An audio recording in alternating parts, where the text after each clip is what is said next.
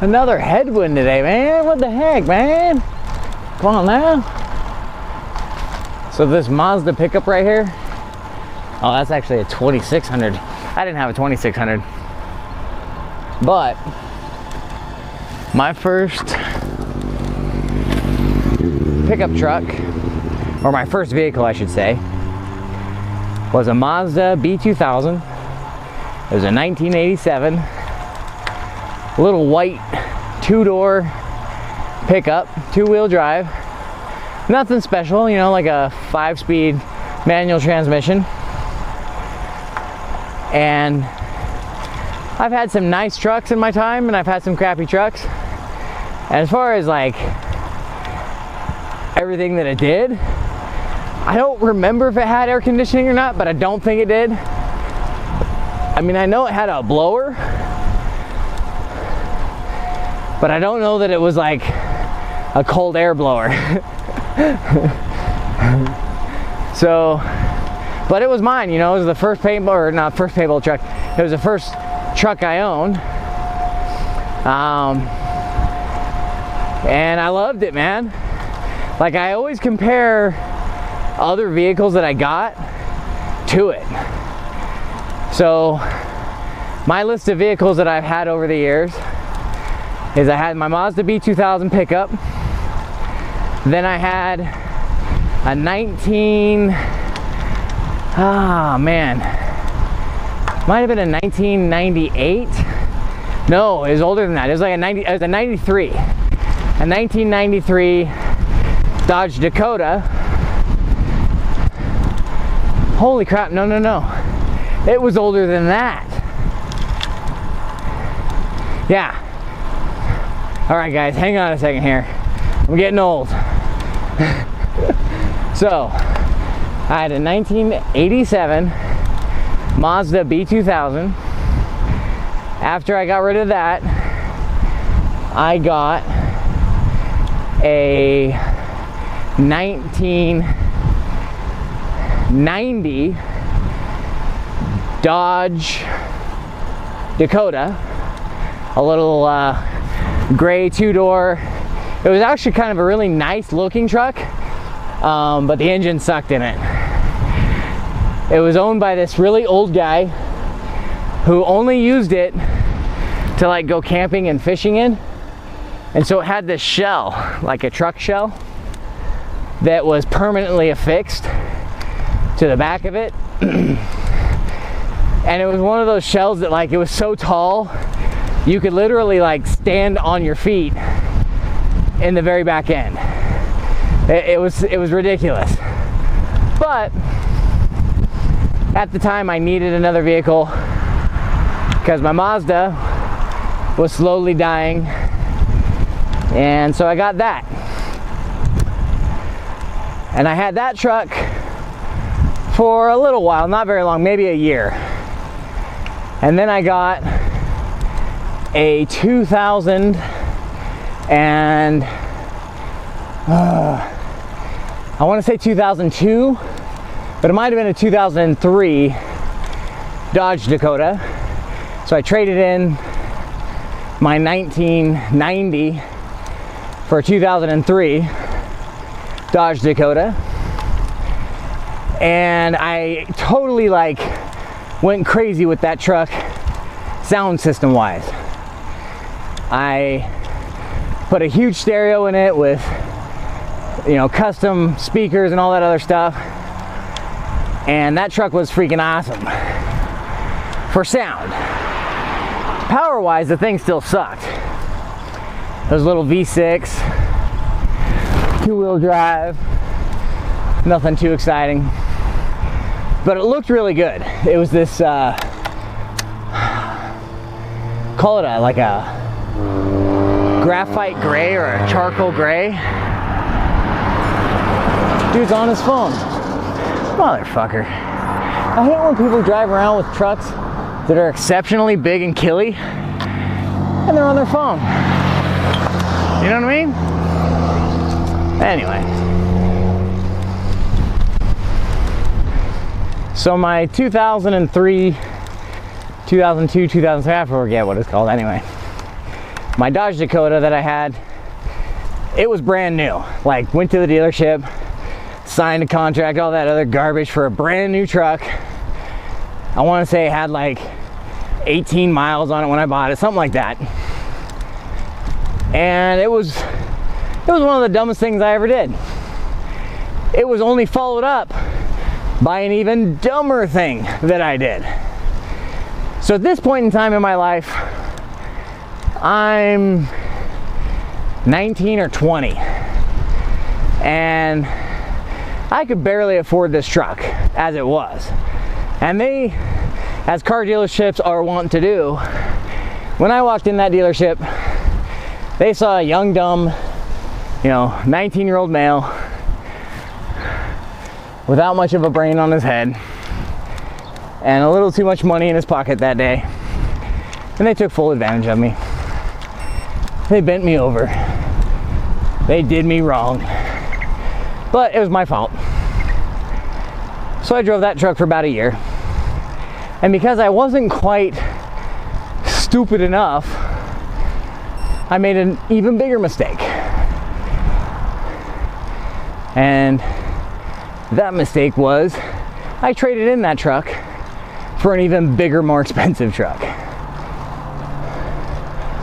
Now at the time, it was kind of a need. I mean, I didn't need to get a brand new truck, but I did.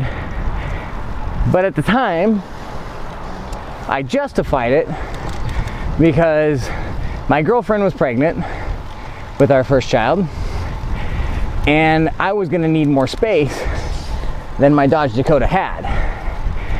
So I went and got a full-size Chevy Silverado, brand new, 2004, but I did get a pretty good deal on it. Now you say, well, how did you get such a good deal? Well, at the time, this truck was called a rollback. Basically, the guy bought it before me, drove it home, had it for the weekend. Throughout the weekend, the dealership tried to get the guy financed. Well, the guy's credit or whatever was so bad that they couldn't finance the guy, and ultimately called the guy and said, hey, sorry, you got to bring the truck back. We can't give you financing. So the truck had like 100 and something miles on it, which technically makes it not new anymore. But it was still new enough that all these other financing incentives were applicable. So they gave me like $8,000 off the MSRP, plus they had to give me a not new price because the car depreciated. It was now a used car.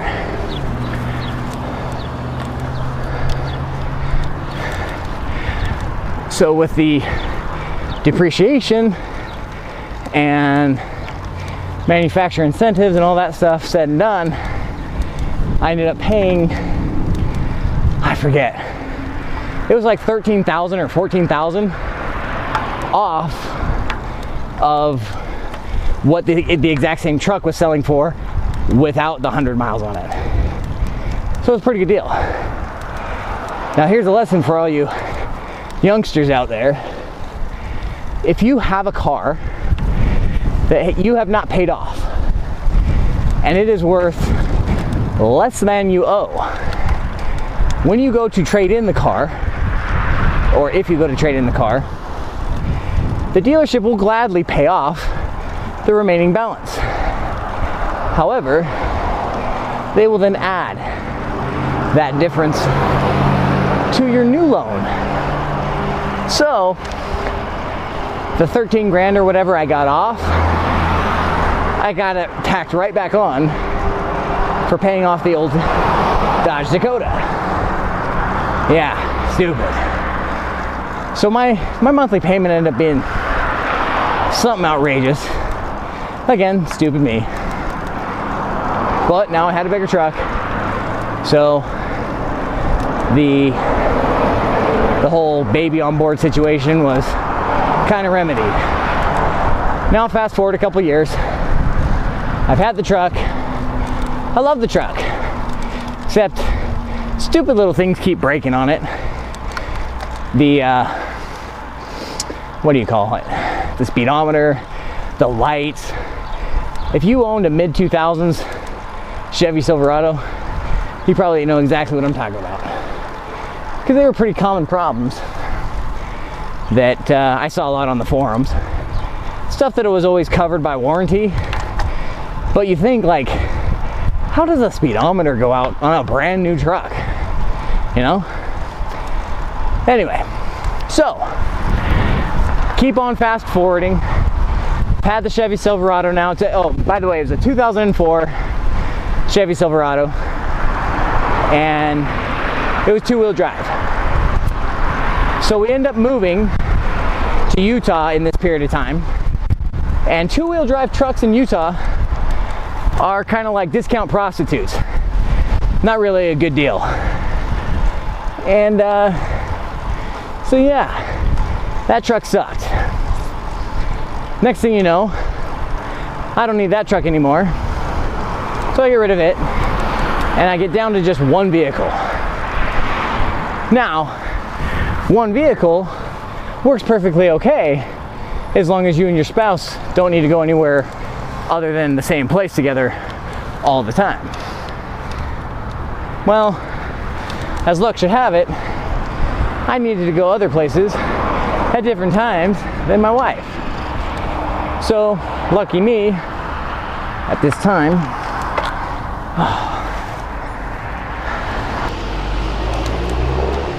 so where was I?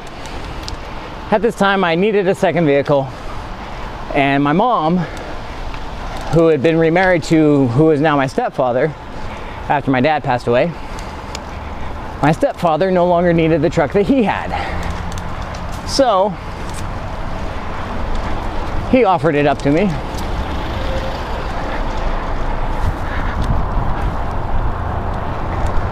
And all I had to do was basically travel out to California to go get it, which I was more than willing to do for a free truck.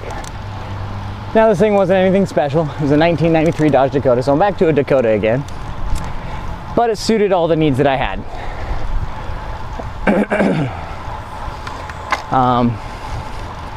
It got me from point A to point B, and it ran. Didn't run real good. Was never a great truck, but it was free, so can't complain. So yeah, that's the truck that I had all the way up until a little over 2 years ago, when I decided I was going to start riding my bike to work, get a little more exercise. And now today, I've had 3 bikes, or I have 3 bikes. I haven't actually gotten rid of any of them. My giant Iguana, 1997 giant Iguana. My giant Talon, 2012 giant Talon Zero mountain bike. And my new, what I'm on today. The giant Defy Advanced 2 2017. And what's really funny is this bike is as much as 3 of my trucks combined were. My first truck, I think I spent $500 on. My second truck, I spent like $1,200 on. And then my third truck, or fourth truck, my free truck was free. Haha. So see how I did that? I get 3 trucks in there for the price of 2. But when all was said and done, this bike was a little over $2,000, and one whole heck of a lot funner to ride. Now, it doesn't get as good a gas mileage. Pretty much anytime I try to get gas in this thing, it just stops. Hey-oh. That was a joke. That wasn't a very good joke. It was actually pretty terrible. I take it back. I didn't say what I just said. It never happened. In fact, rewind this video about 30 seconds and then skip forward about 40 seconds. Now. Anyway guys, so that's my story on vehicles. If you guys have a a vehicle story of your own, let me know in the comments.